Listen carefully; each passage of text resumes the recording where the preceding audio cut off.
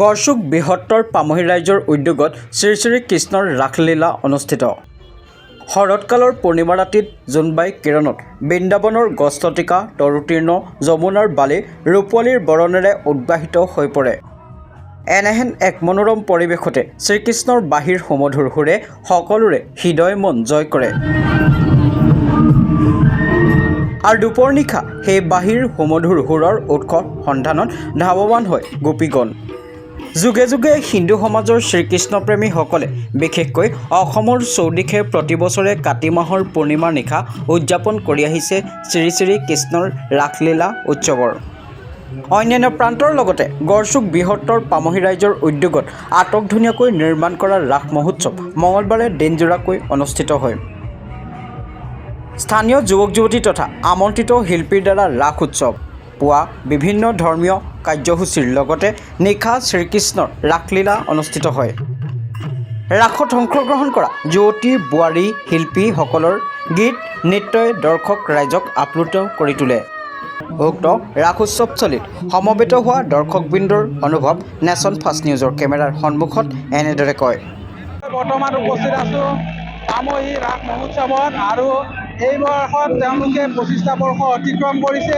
খুব সুন্দৰ আটক ধুনীয়া এওঁলোকে ৰাস মহোৎসৱ আয়োজন কৰিছে। বিভিন্ন ধৰণৰ মৃন্ময় মূৰ্তি শ্ৰীকৃষ্ণৰ যি ৰাসলীলা শ্ৰীকৃষ্ণ গোপিনীসকলৰ লগত কি ধৰণে বৃন্দাবনৰ ৰাসলীলা কৰিছিলে তাৰ দৃশ্যসমূহ তেওঁলোকে মৃন্ময় মূৰ্তিৰ জৰিয়তে উদ্যোক্তা মণ্ডলীয়ে ইয়াতে উদযাপন কৰিছে আৰু বিভিন্ন ধৰণৰ সাংস্কৃতিক অনুষ্ঠানৰো আয়োজন কৰিছে। ইতিমধ্যে আমি এই ৰাস মহোৎসৱত দেখিছোঁ বিভিন্ন ভক্তৰ সমাগম হোৱা পৰিলক্ষিত হৈছে।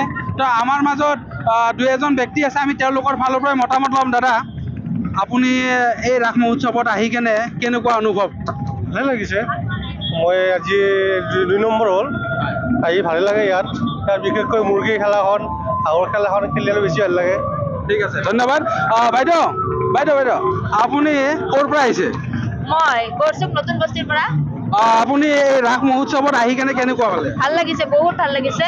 কৃষ্ণৰ বিশেষ মানে ভাল লাগিছে আৰু বহুত। ইয়াৰ মূৰ্তিসমূহ চাই কেনে কেনে পালে? বহুত ভাল লাগিছে। বাকী ৰাস বুলি কেনে কি ল'লে আপুনি? এতিয়ালৈ বৰ্তমান গাড়ীখন লৈছো, ছোৱালীৰ কাৰণে আৰু কিবা ল'ব লাগিব। সেইফালে যোৱা নাই, যাওঁ এতিয়া চাওঁ। প্ৰত্যেকবাৰে আহোঁ ইয়াতে পামহিত চাবৰ কাৰণে। ঠিক আছে। আমাৰ মাজত আৰু অন্য ব্যক্তিসকল উপস্থিত আছে, আমি এওঁলোকৰ ফালৰ পৰাও মন্তব্য ল'ম। দাদা, আপুনি ক'ৰ পৰা আহিছে? মই নগাঁৱৰ পৰা আপোনালোকে গুৱাহাটীত কিয় ৰাস চাবলৈ? তাতে কিয় ৰাস হোৱা নাছিল নেকি? তাত ইমান ভাল নহয় এনেকুৱা, ইয়াত বহুত ধুনীয়া। আৰু ইয়াতে আপুনি ৰাস চাই কেনে কেনেকুৱা? বহুত ভাল ভাল লাগিছে, বহুত ভাল। ঠিক আছে, ধন্যবাদ। তো আমাৰ মাজত আৰু অন্য ব্যক্তিসকল আছে, আমি এওঁলোকৰ ফালৰ পৰা মতামত ল'ম। ক'ৰ পৰা আহিছে?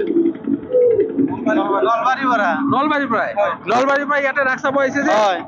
মই ইয়াতে দেখোঁ, নহ'লে ছুটি পোৱা নাই, মই ইয়াত কাম কৰোঁ, ইয়াতে ৰাস চাব আহিছোঁ।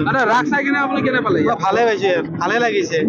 প্ৰথমবাৰ আহিছোঁ ইয়াত, ভালে লাগিছে। আৰু ইয়াৰে যিটো সাংস্কৃতিক অনুষ্ঠান বা বিশেষকৈ মই এটা বস্তু জানিব বিচাৰিছোঁ আপোনাৰ পৰাই, যে ইয়াতে যিহেতু বিভিন্ন ধৰণৰ মানে হাঁহ মুৰ্গীৰ খেল এইবোৰ চলি আছে, তো এই বস্তুটোৱে এটা জুৱা হিচাপে পৰিলক্ষিত হয়। এইটো হ'ব লাগে নে নালাগে? আপুনি এইটো হ'ব নালাগে। মই ইয়াৰ প্ৰতি বিৰোধী আৰু হয়। এজন ব্যক্তিয়ে ইয়াতে মানে কি হয়, বিশেষকৈ ইয়াতে যিটো হাঁহ মুৰ্গী বা পাৰৰ লটাৰী যিবোৰ খেল অনুষ্ঠিত কৰিছে, তো এই বস্তুটো ইয়াতে হ'ব নালাগে বুলি কেনে এওঁলোকে মন্তব্য প্ৰকাশ কৰিছে।